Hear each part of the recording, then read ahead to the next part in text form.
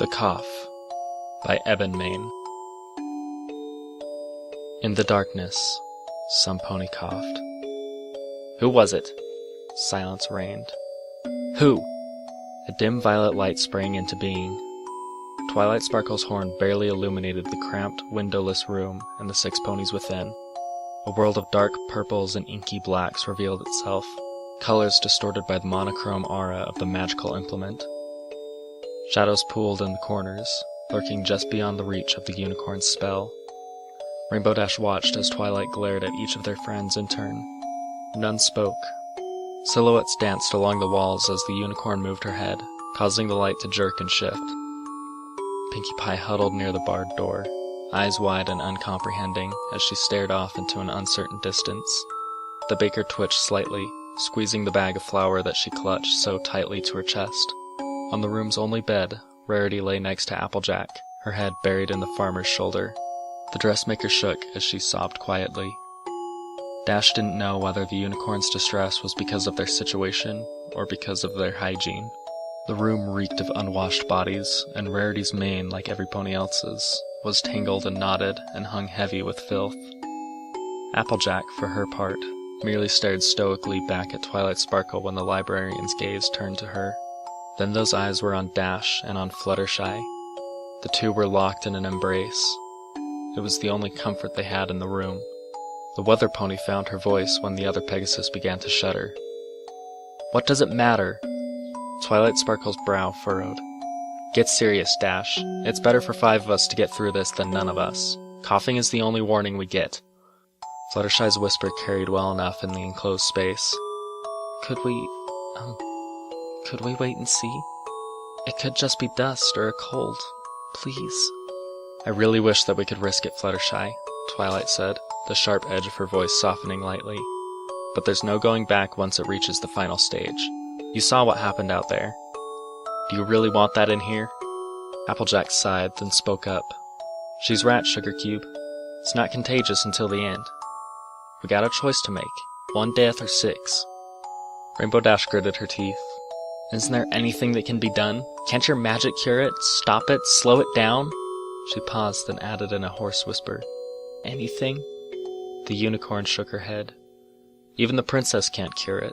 She can only contain outbreaks that do happen. Every carrier has to die.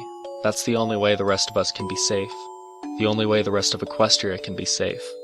You know that, Dash. Time matters here. Why are you stalling? The weather pony's mouth worked, but no words came forth. Fluttershy's voice, suddenly confident, filled the gap. I coughed. It was me. Rainbow Dash gaped at the other Pegasus, eyes wide with shock and horror. The pink-maned mare turned to look at her and spoke, once again hesitant. It's okay. It'll be okay. I couldn't live with myself if any of you died, and I could have prevented it. It's better this way. Dash shook her head slowly, and whispered a single, No. Applejack's voice was grim. Her mind's made up. It's a tough choice, but Fluttershy's got the strength of an ox on the inside. How can we? How is she going to? The Pegasus trailed off. Twilight Sparkle sighed and slumped to the floor. We don't have any weapons, and I'm not trained in combat magic. Even if I were, it can't be me. It has to be you, Dash. What? Why me? The unicorn looked away. I know you well enough to realize that you'd never just stand aside and let one of us lay a hoof on your filly friend. Maybe intellectually you'd know that it's necessary, but your emotions get the better of you. Ask yourself, if it has to be any one of us, would you really want any pony but yourself to... Rainbow Dash rose to her hooves. You're right. The mare's voice was hollow. She took a step away from the other Pegasus. Applejack spoke. Fluttershy, sit up and put your head up against the wall. It might be The mare choked back tears. Quicker. I'm so sorry, Rainbow Dash.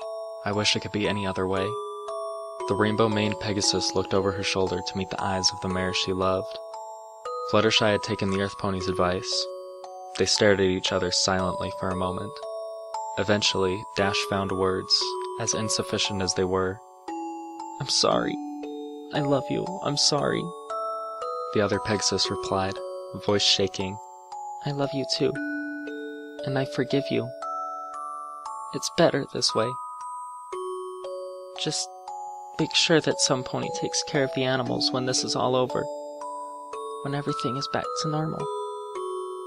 Rainbow Dash whispered, I promise. She took careful aim. 1 buck. It would be quick. Fluttershy deserved that much at least. When she was sure she'd connect, vision or not, she spoke. Cut the light, Twilight. No pony should have to see this. The horn's glow disappeared. Years of running and kicking clouds had honed Dash's muscles.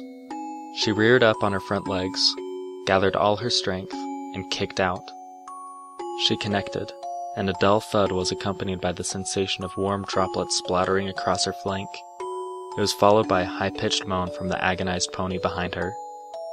Rainbow Dash reacted to Fluttershy's continued suffering without thought. She reared again and bucked repeatedly, steadying herself and adding force with swift flaps of her wings. On the 4th kick, the other mare's keening stopped with a sickening crunch. The other mare's hooves dropped back to the floor.